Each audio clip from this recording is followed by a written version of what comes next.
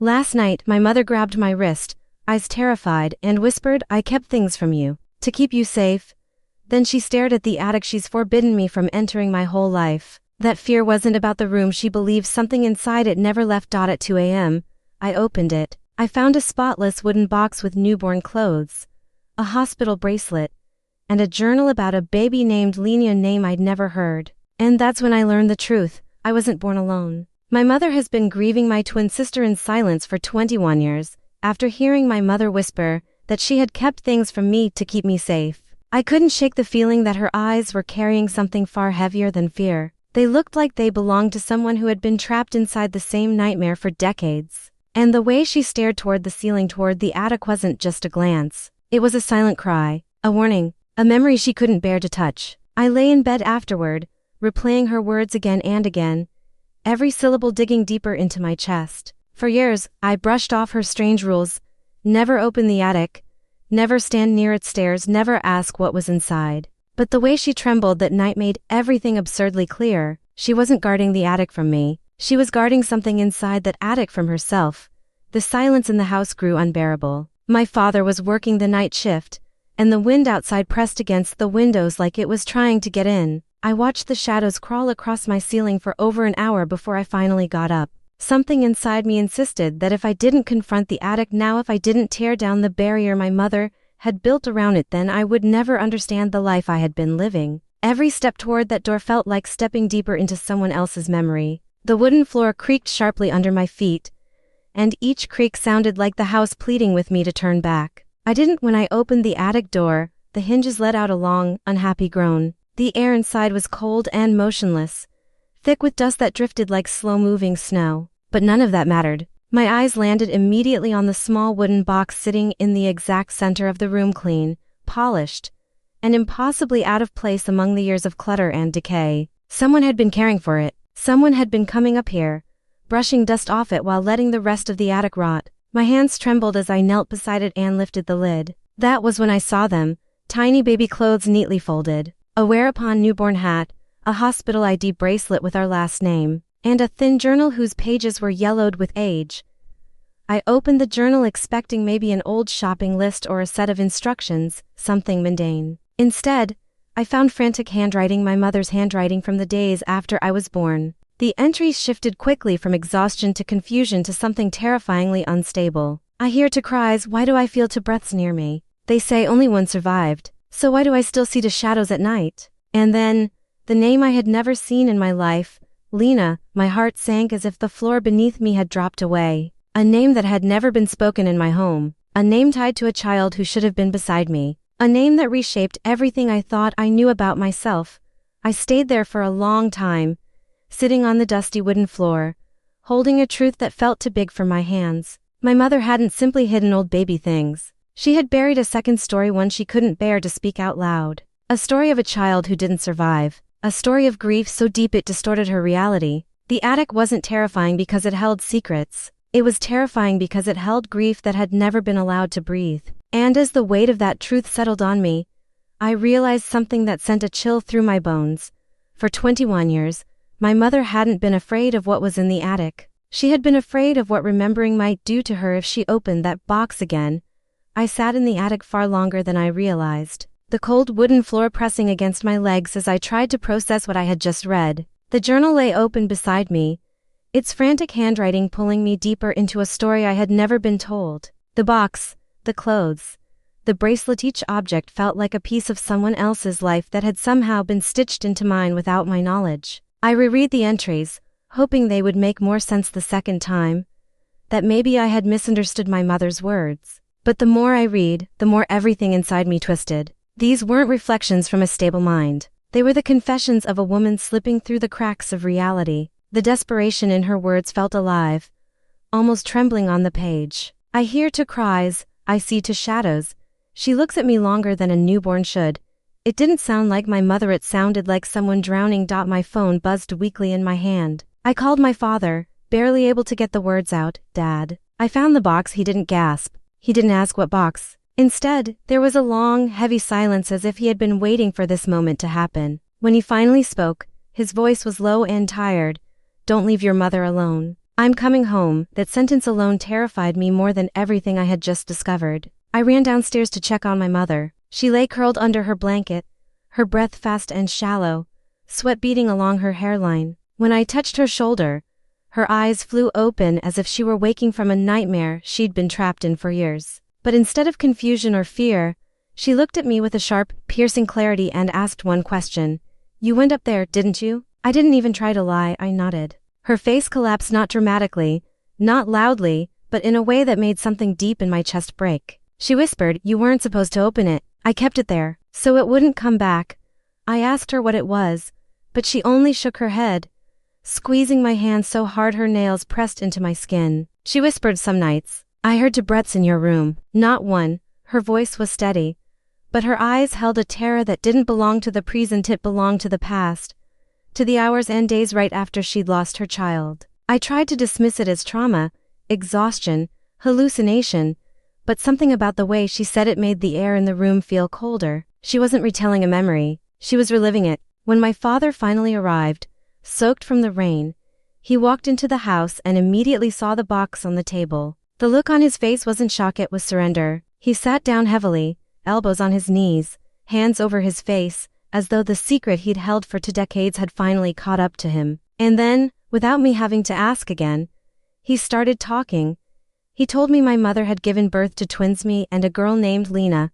We were born premature, both frail, both fighting, but while I began to stabilize, Lena didn't. On the 4th day, the hospital told them she wouldn't make it. My mother broke, not in a dramatic way, in a quiet, devastating way that seeped into her bones. She started questioning everything: why Lena didn't cry like the other babies, why her eyes stayed open too long, why the doctors wouldn't let her hold Lena one last time. Her grief twisted into paranoia, her paranoia into delusion. She started hearing things, seeing things, believing Lena was still there even after the hospital declared she was gone. Doctors diagnosed her with trauma-induced psychosis mixed with postpartum depression, but treatment was expensive, and our small town was merciless with gossip. So my father made the choice he thought would protect us. He brought her home and hid everything. But trauma doesn't go away when you hide it. It becomes a shadow, one that grows. When I asked why she kept the box, my father didn't hesitate. Because she believed that as long as she kept Lena's things, Lena still existed. And if she existed, your mother had to protect you from losing her again. And suddenly everything made sense. The strange warnings, the way she hovered outside my bedroom at night, the way she spoke about me being whole or incomplete. My mother hadn't been hiding a child. She had been clinging to the ghost of one. And she kept that box in the attic not to trap something in, but to trap herself from falling apart. As I listened to my father's story, the weight of 21 years settled onto my shoulders. My mother wasn't a mystery, she was a wound. The house felt unnervingly still after my father finished speaking, like the truth itself had sucked all the air out of the room. The rain hammered against the windows in heavy bursts, and then through the noise came the sound that made both me and my father look up at the same time: footsteps. Soft, slow, deliberate footsteps moving down the hallway. We rushed toward the sound, hearts pounding, and found my mother standing in the middle of the living room. She wasn't panicked or confused. She looked eerily calm, like someone who had finally stopped running from a nightmare. Her hair hung loosely around her face, her feet bare on the cold wooden floor, and her eyes held a clarity that chilled me more than her confusion ever did. She wasn't lost, she was remembering. She turned her gaze toward me first, not at the box on the table, not at my father, but straight into my eyes, like she was searching for the version of me she thought she had lost. And then she asked the question I had been dreading. You went up there, didn't you? I didn't speak. I didn't nod. I didn't shake my head. But she knew. The grief on her face wasn't explosive or dramatic. It was the quiet, devastating kind, as though something deep in her had cracked open. When I finally managed to say, yes, I did, she didn't get angry. She didn't scream. She simply exhaled, long and shaky, and whispered, you shouldn't have opened it. I kept it there so it wouldn't come back. The way she said it made my skin crawl. I asked her what she meant, but instead of answering, she wrapped her arms around herself as if bracing against a cold only she could feel. She whispered some nights, I heard 2 breaths in your room, not one. I saw 2 shadows on your wall. She didn't sound unhinged. She sounded like she was confessing a truth she had held alone for decades. Before I could respond, my father stepped forward, placing a gentle but firm hand on her shoulder. His voice was steady, almost painfully soft, as he said, "There was never anything coming back. There were no shadows, just your grief." My mother shook her head violently, tears spilling down her cheeks as she backed away from him. "You weren't there," she whispered. "You didn't hear it. You didn't feel it."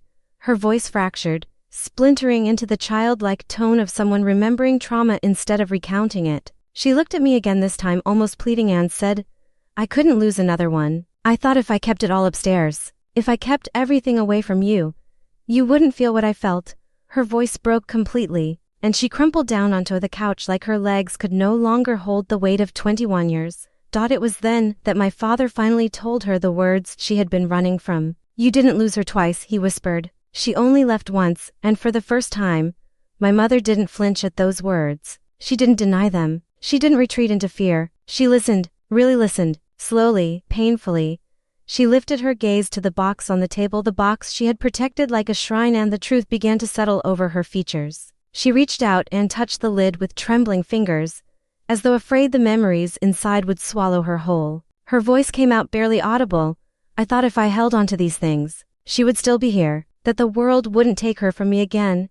Tears streamed down her face, but her expression wasn't wild anymore. It was heartbreakingly human. "But keeping it all hidden didn't save anyone," she whispered. "It only kept me trapped." I knelt beside her, taking her cold hands into mine. For the first time, she didn't pull away. She didn't look at the attic or the shadows of her mind. She looked at me, really looked, and I could see the realization settling in. She hadn't been haunted by a spirit. She had been haunted by grief. My father sat on the other side of her, his hand resting on her back, grounding her. And in that moment, something shifted. The fear that had lived in our home for 2 decades loosened its grip. My mother looked between us, her family, the one she had tried to protect even as she broke herself apart, and she finally spoke the truth aloud, voice steady through her tears. There was no shadow, no second breath. I just couldn't let go of Lena. It wasn't an exorcism. It wasn't a revelation from some darkness. It was simply a mother confronting the pain she had buried for too long. The next morning, the house felt different, not lighter, exactly, but real. The kind of real that comes after a storm, tears through and reveals everything the wind hides. My father brewed coffee, placing 3 mugs on the kitchen table with hands that looked strangely unburdened for the first time in years. My mother sat down slowly, her fingers wrapped tightly around the warm ceramic, as though she needed something solid to hold onto while the world rearranged itself inside her. She didn't avoid my eyes the way she used to. She didn't flinch every time a floorboard creaked. She looked exhausted, but consciously present, as if she had finally stepped out from behind a door she'd been shutting on herself for decades. I went upstairs, retrieved the wooden box from the attic, and placed it on the kitchen table. This time my mother didn't panic. She didn't clutch her chest. She simply looked at it with a quiet, aching tenderness. Carefully, she lifted the lid and touched each item inside. The tiny wear-upon hat, the fragile hospital bracelet, the soft blanket with a small deer embroidered in the corner. Her fingers shook as she traced the patterns, but instead of collapsing into fear, she allowed herself to feel the grief openly for the first time since losing Lena. "I kept these because I thought throwing them away meant letting her disappear," she whispered. "I thought if I held onto them, she'd still be here." Her voice wavered, but there was clarity in it, not delusion. I placed my hand gently over hers and said, "She's real, Mom, she always was. But hiding her didn't protect you. It only hurt you." My father took the journal next and asked softly whether she wanted to throw it away. She stared at the cover for a long time, the distressed leather trembling slightly beneath her fingers. Finally, she shook her head. "No, I want to keep it, not to stay trapped." Her breath caught, but to remember what pain can do when you don't let it breathe. It was the closest thing to acceptance I had ever seen from her. Together, we placed the journal back inside the box, but instead of returning it to the attic, my father cleaned a small display cabinet in the living room, a glass-fronted one that caught the warm afternoon light. My mother watched him work, her face softening with something that looked like release. That afternoon, when the rain finally stopped, she asked to go outside. We walked with her to the backyard, where the trees dripped with the last of the storm. She stood there quietly, breathing in the cold, damp air, and for a moment I thought she might collapse under the weight of everything she'd remembered. But she didn't. She lifted her chin slightly and whispered, almost to the wind, "I miss her, but I won't let what I lost destroy what I still have." Her voice trembled, but her words were steady. It was the first time she spoke about Lena without fear, without delusion, just the raw, painful truth of a mother whose grief was finally finding its place. That evening, she placed the box gently into the glass cabinet. The warm yellow light inside the case illuminated the objects like a tribute, not a secret. She looked at me with eyes still red from crying, but clearer than I had ever seen them. "We're not burying the past anymore," she said. "We're putting it where it belongs." When the cabinet door closed with a soft click, something in the house shifted. The shadows that had lingered in the corners for 21 years finally loosened their hold. Not because we erased the pain, but because we finally allowed it to exist in the open, where it could no longer warp into fear. For the first time in my life, I understood that my family had never been haunted by a ghost, only by silence. And silence, when held too long, becomes its own kind of monster. My mother had lived in that silence for half her life. My father had stood guard beside it, and I had grown up in the echo of a grief I never knew existed. But now, with the past laid bare and the truth no longer locked in the attic, we finally had the chance to heal. Not by forgetting Lena, but by finally letting her story breathe, letting my mother breathe, letting ourselves be a family that knew the shape of its wounds and could still move forward anyway.